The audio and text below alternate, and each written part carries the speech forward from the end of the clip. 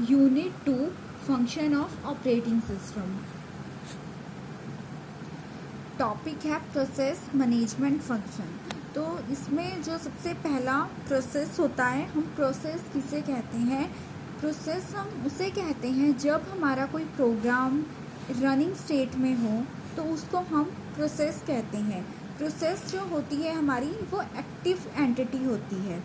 तो प्रोसेस में जब हम अपना कोई प्रोग्राम रनिंग कर रहे हैं, उसकी आउटपुट ला रहे हैं, तो उसको हम प्रोसेस बोलते हैं।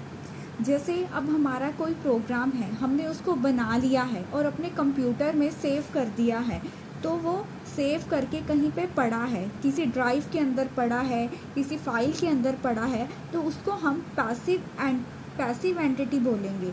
जब हमारा कोई प्रोग्राम रनिंग स्टेट में है, हम उसको चला रहे हैं, उसकी कोई आउटपुट आ रही है, उसको हम प्रोसेस बोलते हैं।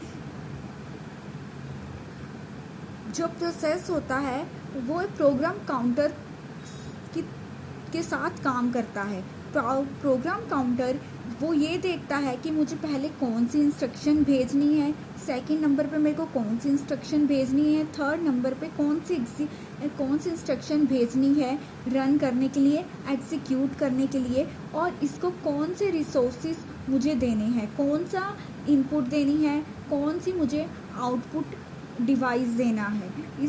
तो प्रोसेस इसे कहते हैं। प्रोसेस में ये डायग्राम है।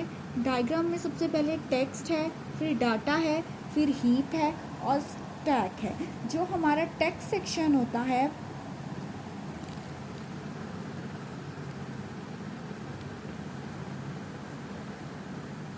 टेक्स्ट सेक्शन जब हमारा प्रोग्राम रनिंग स्टेट में होता है, प्रोग्राम काउंटर के साथ, जब प्रोग्राम काउंटर इंस्ट्रक्शन रन कर रहा होता है, इंस्ट्रक्शन पढ़ रहा होता है, तब हमारा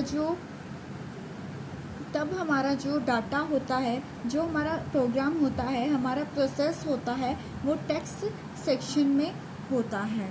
उसके बाद डाटा सेक्शन हमारी इस मेमोरी एलोकेट करता है। मेमोरी हमने उसको कंपाइल टाइम पे देनी है या उसको रन टाइम पे देनी है। हीप सेक्शन में जब हमारा प्रोसेस चल रहा होता है, रन हो रहा होता है, तो उस टाइम हमारा जो प्रोसेस होता है वो हीप सेक्शन में होता है, रन टाइम के टाइम। स्टैक में हमारा उस टाइम, कुछ टाइम के लिए हमारा जो प्रोसेस होता है टेम्परेरी, थोड़ी देर के लिए वहाँ जब तक हमें आउटपुट नहीं मिलती, तब तक हमारा जो डाटा हमारा प्रोसेस होता है, उस टाइम तक हमारा प्रोग्राम वहीं रहता है।